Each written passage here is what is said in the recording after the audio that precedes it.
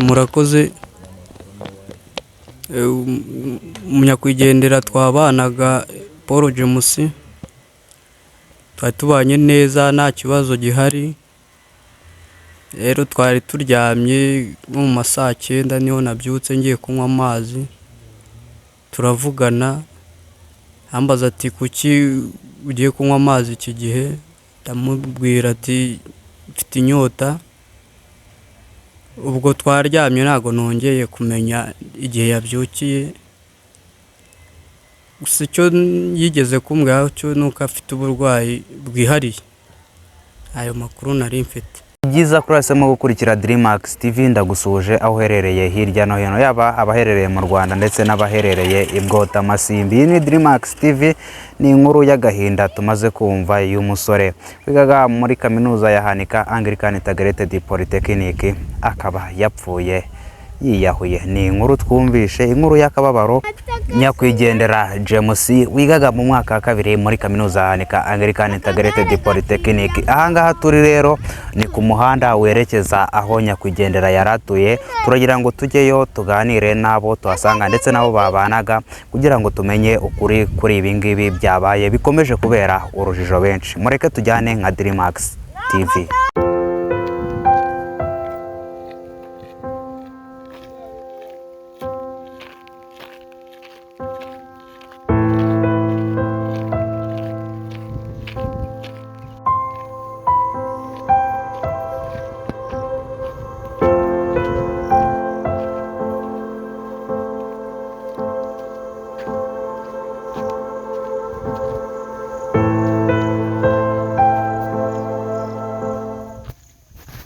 Okay, turahageze rero aho nyakwigendera James yaracumbitse.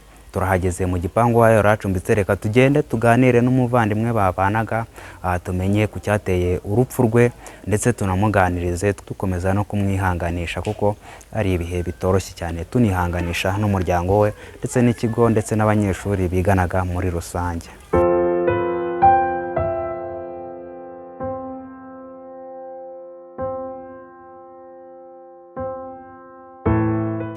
Turahageze rero mu rugo kwa nyakwigendera aho yaracumbitse. Nyakwigendera James ni mu murenge wa Busasamana mu karere ka Nyanza mu mudugudu wa Mugonzi. Turahageze rero mu rugo, hano niho yaracumbitse ku ino nzu.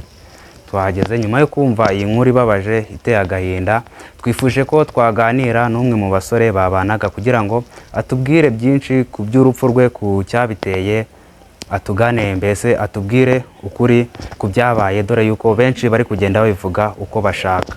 Turamwakiriye rero umuvandimwe wanagana nyakwigendera kugira ngo atuganire, atubwire byinshi, atubwire ku cyateye urupfu rwa nyakwigendera, anatubwire muri make uko bari babanye. Akaba atifuje yuko amazina ye twayavuga ku bw'umutekano we ndetse no kuba ishusho ye yagaragara kuri screen cyangwa se ku ma telefone yanyu ndetse n'amateleviziyo yanyu kuba yaba agaragara.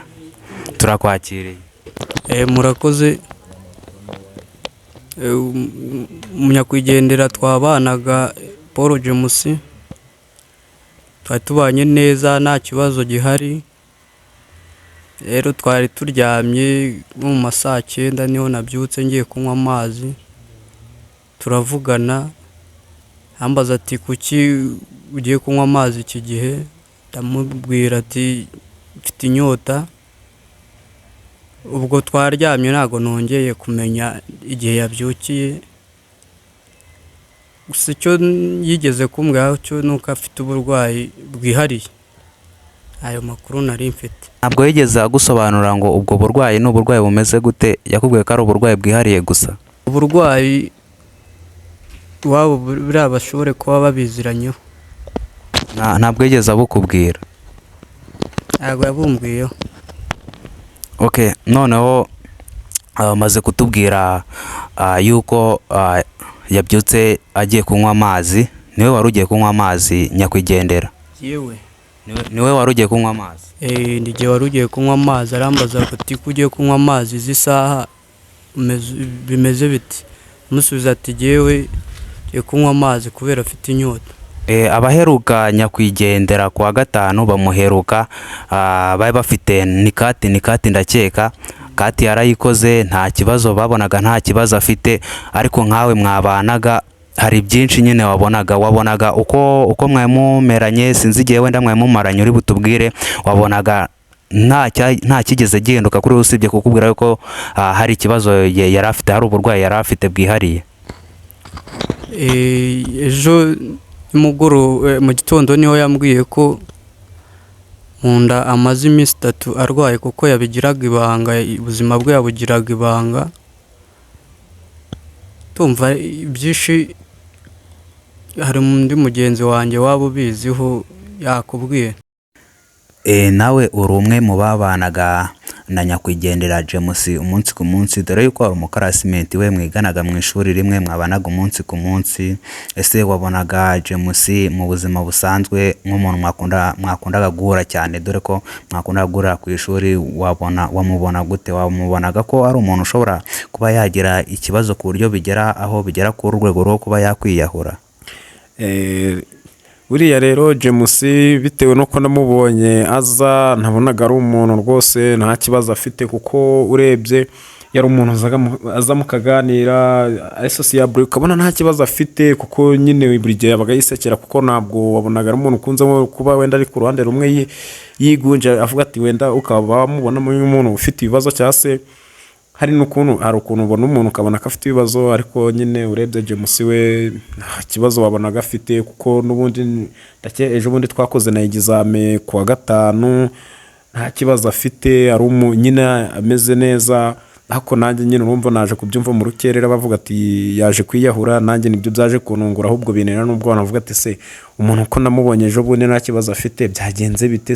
Nyine byari ibintu hari kwiyumvisha, kuko kugeza no mu ntabwo nabyumva ko bishobora kuba byabaye pe. Okay, umaze kutubwira rero uburyo ki byari bimeze, uburyo mwamubanye ko nta kibazo mwamufitanye. Hari amakuru ari kuvugwa yuko yaba yiyahuye, nibyo cyangwa se barabeshya? Nibyo yiyahuye, ariko ntabwo twamenya icyaba cyabimuteye, kuko yasize n'inyandiko, ariko iyo nyandiko simenya ibintu byanditsemo, yasezeraga gusa, nibyo numvisemo, n'ibintu bya depression nuko. Ariko iyo nyandiko yo nayo wabashije kuba wabona n'amaso yawe? Iyo nyandiko nayibonye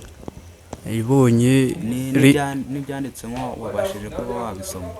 Oya, ntabwo nabisomye, kuko byari bifitwe n'inzego zibishinzwe. Okay, murakoze, ntabwo byoroshye, mukomeze kwihangana. Ntabwo turi buganire byinshi, ni mu bihe bitoroshye kubura uwo nakwita ko yari amaze kuba nk'umuvandimwe, kubera ko buri umuntu mubana bari nk'umuvandimwe. Reka mbabwire ngo mukomere cyane, mukomere kabisa, mukomeze kwihangana, kandi ndetse n'umuryango we bakomeze kwihangana. Sawa, murakoze.